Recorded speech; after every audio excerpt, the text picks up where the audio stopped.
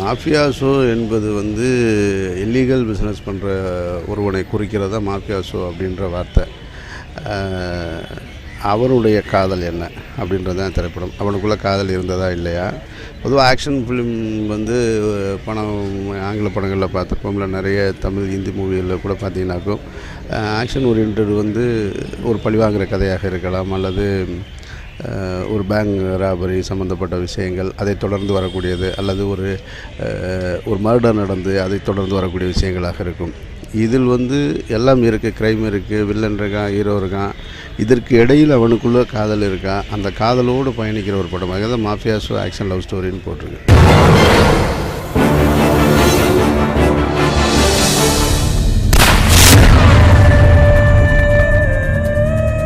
ரெண்டுமாவே இருக்கார் இந்த படத்தில். அவர் சிபிஐ ஆஃபீஸராகவும் இருக்கார், கேங்ஸ்டராகவும் இருக்கார், இன்னும் பல வேலைகள் பார்த்துருக்காரு. அந்தந்த இடத்துங்களில் பயணிக்கும் போது அவருடைய கேரக்டர் வந்து மாறிக்கிட்டே இருக்குது.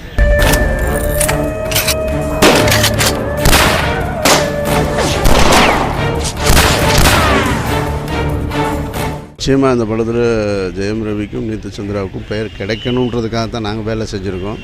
அது கிடைக்கிறதும் கிடைக்காதும் ரசிகர்கள் உங்கள் கையில் தான் இருக்குது.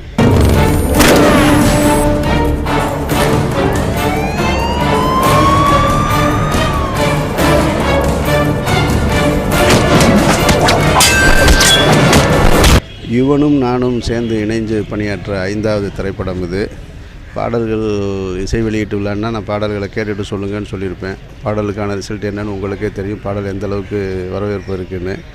எப்போவுமே யுவன் சங்கர் ராஜா ஒரு ஜானரில் வெஸ்டர்ன் ஜானரில் இருப்பார், நான் வேறு ஒரு ஜானரில் இருப்பேன். இப்போ நான் வெஸ்டர்ன் ஜானருக்கு வந்து யுவன் சங்கர் ராஜாவை அதிலிருந்து அடுத்த கட்டத்துக்கு கூட்டிகிட்டு போகிறதுக்கான முயற்சி தான் இது. அதில் வெற்றி அடைஞ்சிருக்கும்னு நினைக்கிறேன் நான்.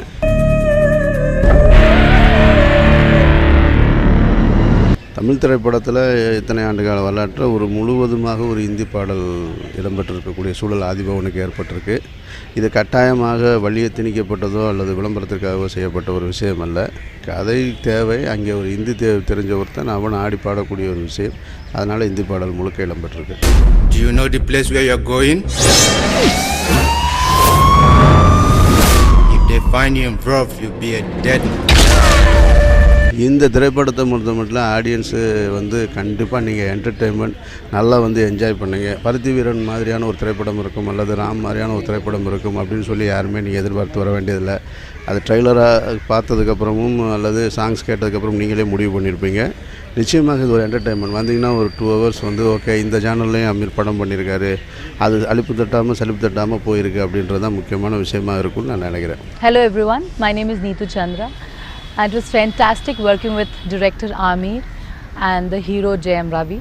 I've always heard that Aamir sir is a very strict taskmaster. Yes, I do agree. But I think he's also a very, very genuine person when it comes to being a human being. We have been shooting the film for 2.5 years, and he's always stood by to guide us and direct us in the right direction. About Jayam Ravi, I think he's a lovely person, great co-actor, very good actor, and not a chocolate boy.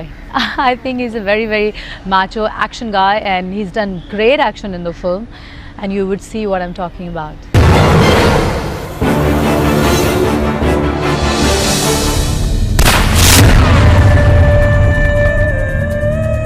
I can't tell you my character.